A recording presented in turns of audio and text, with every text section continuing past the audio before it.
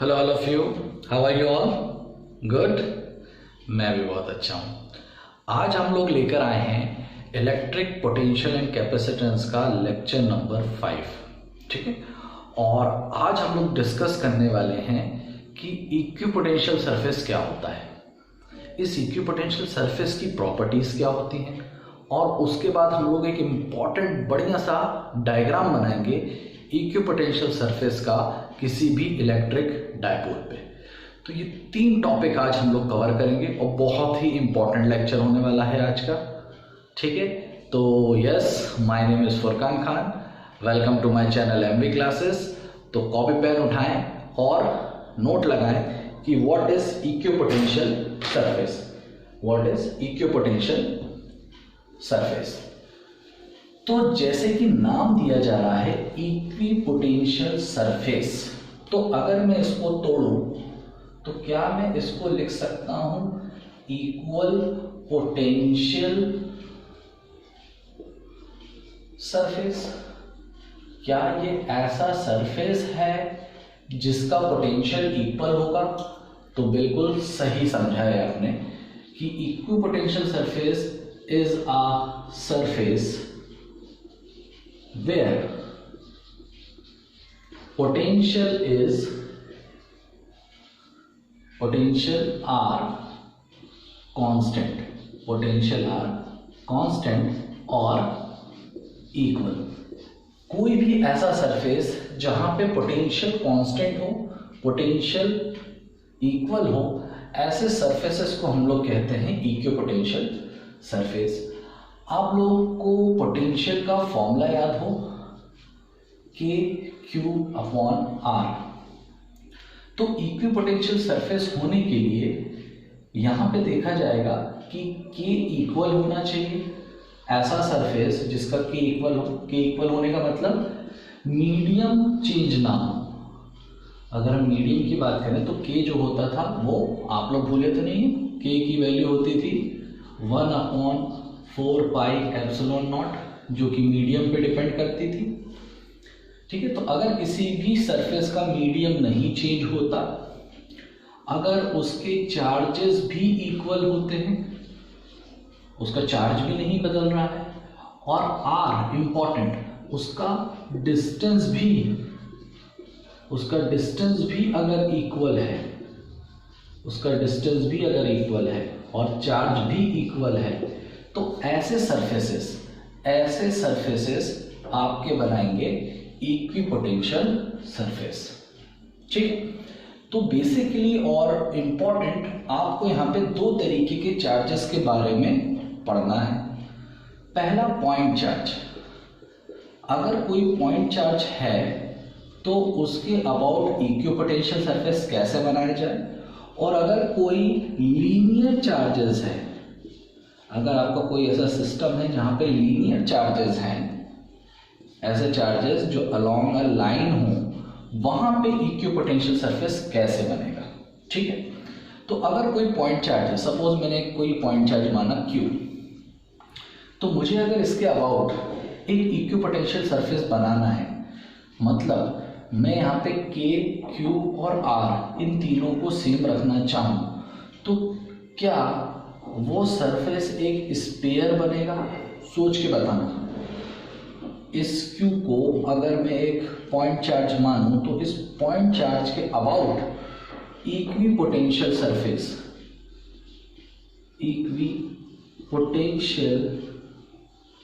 Surface क्या एक sphere बनेगा? ये सर्कल नहीं है बेटा, ये एक स्फीयर है। इस पॉइंट को उठाओ, इस पॉइंट को बोलो A, इस पॉइंट को उठाओ, इस पॉइंट को बोलो B, इस पॉइंट को उठाओ, इस पॉइंट को बोलो C। यहां से इसका कोई डिस्टेंस होगा, चलो हम R मान लेते हैं। यहां से भी उसका वही डिस्टेंस होगा, क्योंकि स्फीयर का सरफेस से डिस्टेंस बराबर होता है, जिसको अपन रेडियस बोलते हैं। ठीक है। और चार्ज भी देखो वही Q है, चार्ज भी नहीं बदल रहा, रेडियस भी नहीं बदल रहा, और फिर मीडियम तो वैसे भी नहीं बदला जाएगा, इन तीनों पॉइंट का मीडियम तो सेम ही होगा। ठीक है। तो क्या यहां मैं ऐसा लिख सकता हूं कि जो VA पे आएगा पोटेंशियल, वही VB पे भी होगा, और वही VC पे भी होगा, क्योंकि पोटेंशियल चेंज होने के लिए इन तीनों में से किसी एक का चेंज होना ज़रूरी है। लेकिन यहाँ पे ना ही चार्ज से चेंज हो रहा है, ना ही रेडियस चेंज हो रहा है, और मीडियम तो वैसे भी नहीं बदल रहा। तो क्या किसी पॉइंट के लिए इक्विपोटेंशियल सरफेस एक स्फीयर होगा? बिल्कुल सही। ठीक है, तो नोट करना है इंपॉर्टेंट, किसी भी पॉइंट चार्ज के लिए अगर आपको इक्विपोटेंशियल सरफेस बनाने को बोले तो आप एक स्फीयर बना देंगे, आप एक स्फीयर बना देंगे। ठीक, नेक्स्ट अगर कोई एक लाइन चार्ज है, लीनियर चार्ज, ये चार्ज, तो इसके अबाउट आपको अगर एक इक्विपोटेंशियल सरफेस बनाना है तो बनेगा एक सिलेंडर, तो बनेगा एक सिलेंडर। ठीक है, किस तरीके से? ये एक पॉइंट होगा, ये एक पॉइंट होगा, मान लो ये पॉइंट ए है, ये पॉइंट बी है।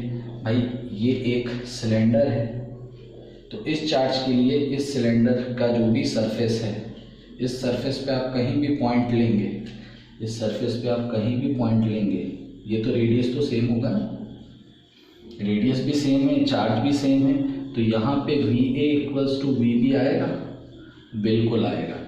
तो किसी भी लीनियर चार्ज के लिए अगर मैं इक्विपोटेंशियल सरफेस बनाऊं, इक्विपोटेंशियल सरफेस में अगर बनाऊं तो वो कैसा बनेगा? वो बनेगा एक सिलेंडर। तो दो खास बातें हम लोगों ने इक्विपोटेंशियल सरफेस से देखी कि पॉइंट चार्ज के लिए इक्विपोटेंशियल सरफेस एक स्फीयर बनता है, जबकि किसी लीनियर चार्ज के लिए इक्विपोटेंशियल सरफेस एक सिलेंडर बनता है। आपको दिख रहा है ना, एक सिलेंडर बनता है। ठीक है, और इक्विपोटेंशियल सरफेस वो सरफेस है जहां पे पोटेंशियल इक्वल होता है, सिंपल। ठीक, चलो तो पॉज करो, वीडियो को पॉज करो और नोट करो।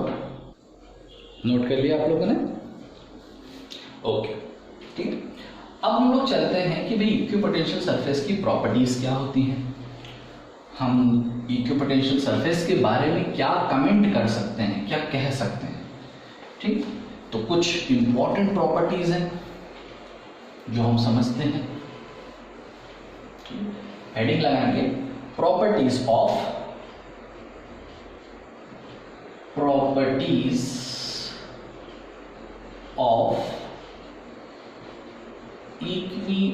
इक्विपोटेंशियल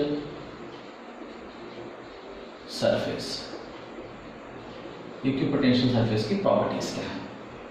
तो सबसे पहली प्रॉपर्टी कि यहां पे point at any surface of equipotential surface, या पॉइंट नहीं, यहां पे लिखेंगे पोटेंशियल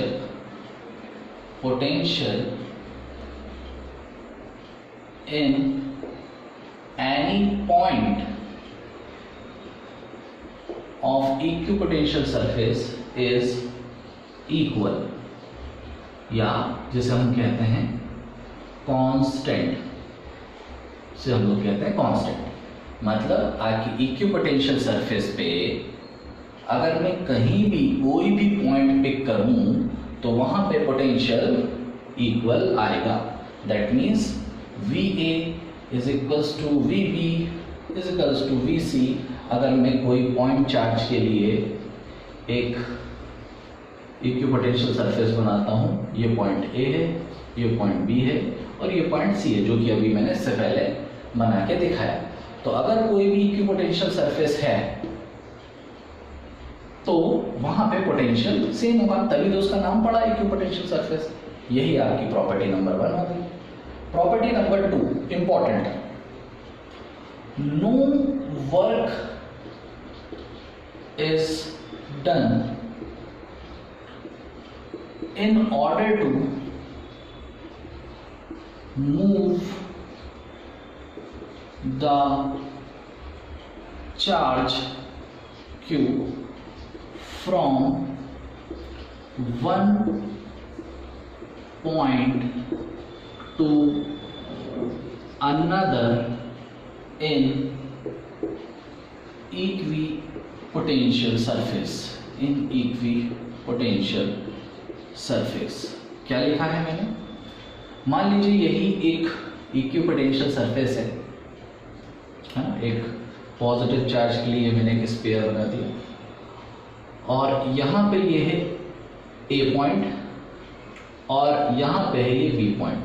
मैं चाहता हूँ अगर इस चार्ज को, कोई एक चार्ज मैंने और मान लिया यहाँ पे, इस चार्ज को उठा के मैं यहाँ लाना चाहता हूँ, इस चार्ज को मैं इस ए पॉइंट से उठा के बी पॉइंट पे लाना चाहता हूँ, तो मेरा फॉर्मूला क्या होता है? मेरा फॉर्मूला होता है डेल वी इक्वल्स टू के क्यू, कौन सा क्यू? ये क्यू ए वाला, अपॉन जितना डिस्टेंस इसने ट्रेवल किया है ना, चलो आर मान लेते हैं, आर डिस्टेंस ट्रेवल किया होगा।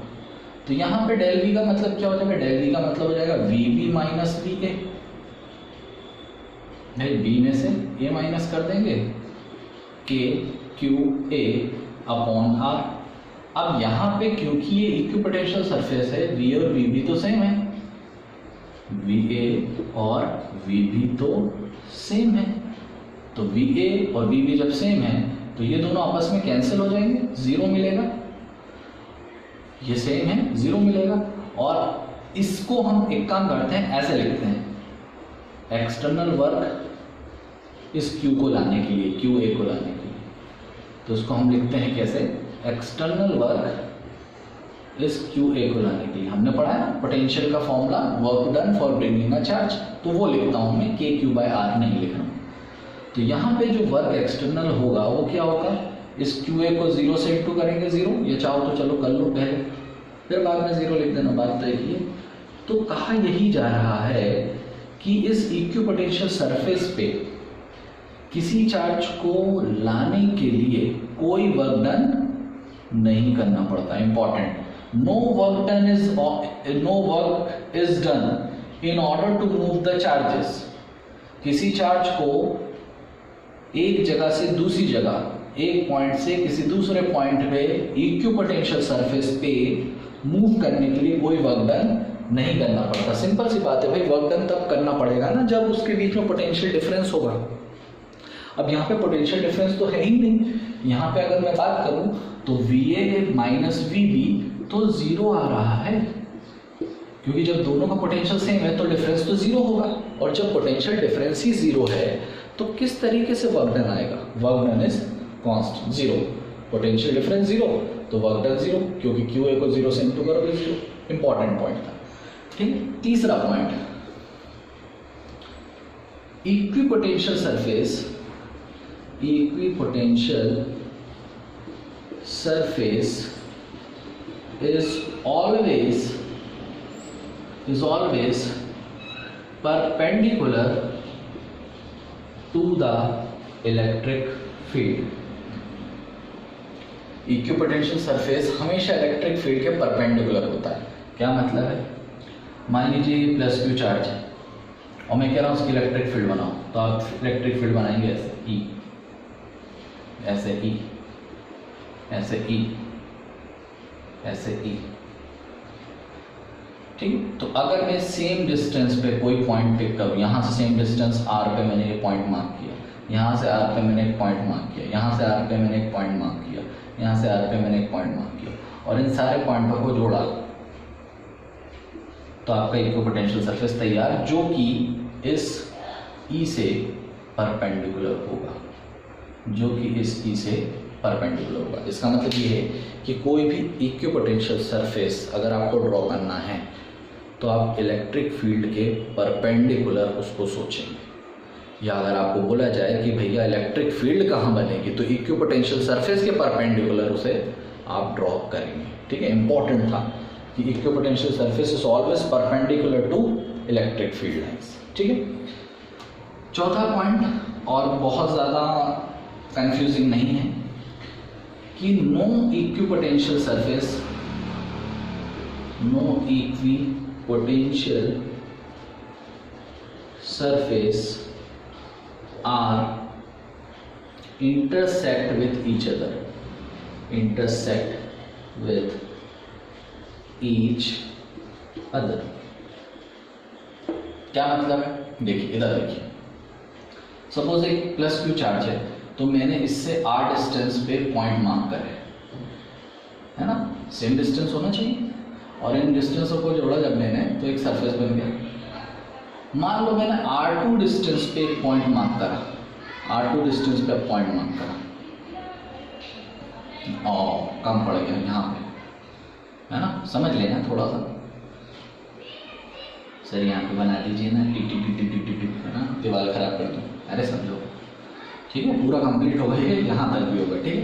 तो क्या ये सरफेस और ये सरफेस, सरफेस नंबर 1 और सरफेस नंबर 2 कभी भी इंटरसेक्ट कर सकता है? तो इंटरसेक्ट करने का सिर्फ एक ही कंडीशन है कि R1 और R2 इक्वल हो जाए, और R1 R2 इक्वल अगर हो जाएगा तो ये दो अलग सरफेस कहे ही नहीं जाएंगे, ये सरफेस एक ही सरफेस में काउंट होगा। तो इसलिए कहा जाता है कभी भी इक्विपोटेंशियल सरफेस आपस में इंटरसेक्ट नहीं करते, इंटरसेक्ट नहीं करते, ठीक है। तो पॉज करें वीडियो और ये चारों पॉइंट को नोट डाउन करें, एग्जाम पॉइंट ऑफ व्यू के लिए भी बहुत इंपॉर्टेंट है, कॉन्सेप्ट पॉइंट ऑफ व्यू से भी बहुत इंपॉर्टेंट है। Pause the video to note it down. Okay, अब हम लोग आते हैं कि किसी भी इलेक्ट्रिक डायपोल पे किस तरीके से इक्विपोटेंशियल सरफेस बनाया जाएगा, ठीक है। किसी भी इलेक्ट्रिक डायपोल पे किस तरीके से इलेक्ट्रिक पोटेंशियल बनाया जाएगा। Electro potential surface in an electric dipole, है ना। और यहाँ पे हम लोग इसका एक स्केच बनाएंगे, बढ़िया सा डायग्राम बनाएंगे, है ना, इसका एक स्केच बनेगा, डायग्राम बनेगा। चलिए तो बनाते हैं। मान लीजिए ये एक इलेक्ट्रिक डायपोल है, माइनस का क्यू और ये प्लस का क्यू। वैसे इलेक्ट्रिक डायपोल बहुत करीब करीब होते हैं, क्योंकि अब अपन को डायग्राम ही बनाना है तो इसलिए अच्छा बड़ा सा बना लो ताकि आपको बढ़िया समझ में आए, ठीक है। अब अगर मैं इस पे इलेक्ट्रिक फील्ड लाइंस बनाऊं, है ना, तो इलेक्ट्रिक फील्ड लाइंस कैसे बनती हैं, है ना। आपको इलेक्ट्रिक फील्ड लाइंस बनती है सर प्लस से निकलती है माइनस में आती है। एक काम करते हैं, इसको प्लस ले लेते हैं, इसको माइनस ले लेते हैं, कोई फर्क नहीं पड़ेगा, आप जैसे चाहो। तो इलेक्ट्रिक फील्ड लाइन प्लस से निकलती हैं, वो माइनस पे जाती है, हाँ, इसका डायरेक्शन ऐसा होगा। थोड़े ऊपर से देखेंगे तो इसका डायरेक्शन ऐसा होगा, ऐसा होगा। आप लोगों ने इलेक्ट्रिक फील्ड लाइंस बनाई है इलेक्ट्रिक डायपोल पे, या आप लोगों ने क्लास 10th में प्रैक्टिकल किया होगा जब किसी मैग्नेटिक लाइंस को हम बनाते हैं, है ना, तो कुछ बढ़िया सा ऐसा ही डायग्राम आपको देखने को मिलता है। और ये जो लाइन है इसको बोलते हैं इलेक्ट्रिक फील्ड लाइंस ई, है ना। और यहाँ पे आप जाएंगे तो फिर ये इलेक्ट्रिक फील्ड अपनी खोने लगेगा, लेकिन पॉजिटिव से निकलता हुआ नेगेटिव में आता हुआ, नेगेटिव में आता हुआ पॉजिटिव से निकलता हुआ। और ये सिमेट्रिक होता है, तो जैसे ऊपर बनेगा वैसे ही आपको नीचे भी बनाना है, ठीक। जैसे ऊपर बना है वैसे आपको नीचे भी बनाना है, क्योंकि electric field lines are symmetric lines, axis के अबाउट सिमेट्रिक होती हैं। तो ये बना हमारा electric field lines E, E है ना, ई ई ई। सर ABCD कहाँ गया इतना गंदा जोर, ई, ठीक है, ई ई ई एंड ई, ठीक है सर। इलेक्ट्रिक फील्ड लाइंस तो बना लिया हमने। अब हमें यहाँ पे इक्विपोटेंशियल सरफेस बनाना है। तो यहाँ पे आप लोगों को बताया गया है किसी भी पॉइंट चार्ज के लिए, किसी भी पॉइंट चार्ज के लिए इक्विपोटेंशियल सरफेस कैसा बनता है, एक स्फीयर। तो देखिए मैं ब्लू मार्कर से मार्क कर रहा हूँ, इक्विपोटेंशियल सरफेस इसके लिए ऐसा बनेगा पास से, और फिर दूर जाओगे तो एक और इक्विपोटेंशियल सरफेस बनेगा, क्योंकि बहुत सारे इक्विपोटेंशियल सरफेस बन सकते हैं अलग अलग डिस्टेंस पे, अलग अलग r की वैल्यू लेंगे तो अलग अलग इक्विपोटेंशियल सरफेस बनेगा, है ना। तो देखिए धीरे धीरे मैं रेडियस बढ़ाते जा रहा हूँ, तो आपका इक्विपोटेंशियल सरफेस भी अलग अलग बन रहा है, इक्विपोटेंशियल सरफेस भी अलग अलग बन रहा है। ठीक। हाँ सर, ये तो बिल्कुल रंगोली जैसा लग रहा है, जैसे हम लोग रंगोली बनाते थे, है ना। हाँ, है ना, आर्ट। अब आप देखेंगे इसके लिए, तो इसके लिए भी ऐसा बनेगा। सर आपने और क्यों नहीं बनाया? सुनिए देखिए जरा, इसके लिए भी स्फेरिकल बनेगा क्योंकि ये भी एक पॉइंट चार्ज है।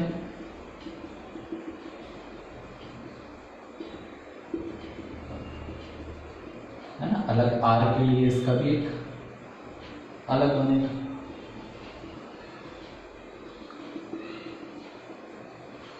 ये सर आपका बहुत छोटा पड़ गया, कोई बात नहीं।